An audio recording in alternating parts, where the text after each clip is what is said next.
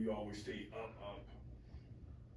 Yeah, I mean, every game is you got to get up for. I mean, we did what we needed to do last time we played them, but the score is 0-0 again. So we got to come out with a great sense of focus and energy, and just really take a lot of focus in doing what we need to do.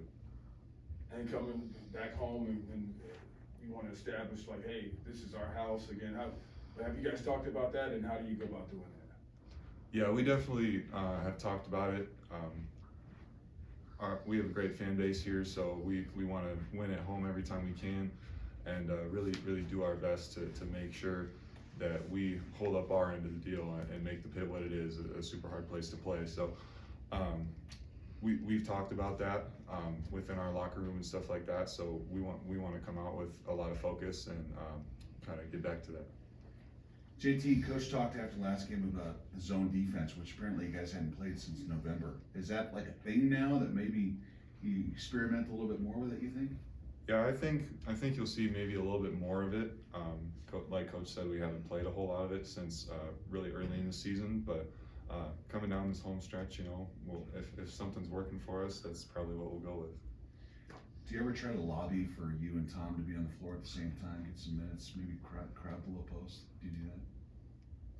I mean, I think it could be good, but I'm not necessarily in charge of that decision. So, I mean, I think it could be good, but we'll kind of go with what the coaches think, and try and win any way we can. Have there been situations in practice where the two of you have been on the floor at the same time?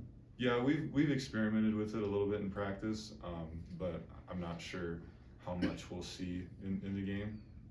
But I wouldn't put it off the table.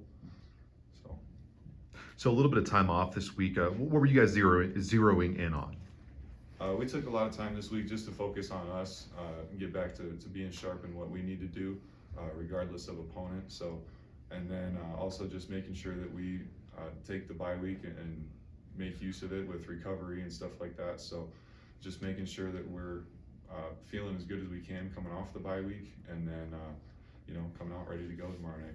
And I know Air Force isn't exactly having the best season right now, but they got a couple of freshmen that can score. How are you guys attacking them? How are you looking at them offensively? Their offense? Yeah. How are you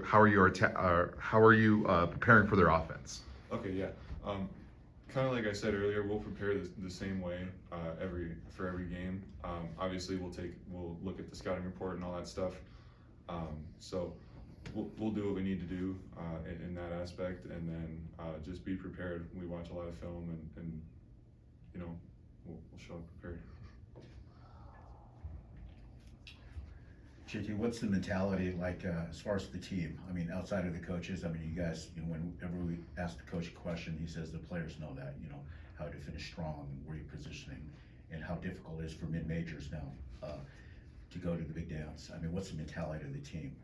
Yeah, there's definitely a sense of urgency in our locker room, and we all know that this home stretch is very important for our postseason and where we get to go for our postseason. So we still kind of control our own destiny in that aspect of we can still get to where we want to go, but we have to show up every night to make that happen. Thank you. Anything else for JT? Oh, sorry. Fresno State, how do you guys take into consideration when you, of course, have to go play on the road and deal with a different fan base, a rowdier student section, anything like that? I would say, I mean, the road environments in this league are fun, but kind of prepare for every game the same way and show up and do what we need to do. The student sections and the opposing crowds are fun to play against, but the game happens inside of 94 feet, so just kind of bring focus to that. Thank you, JT. Thank Thanks, you. JT. Thank you.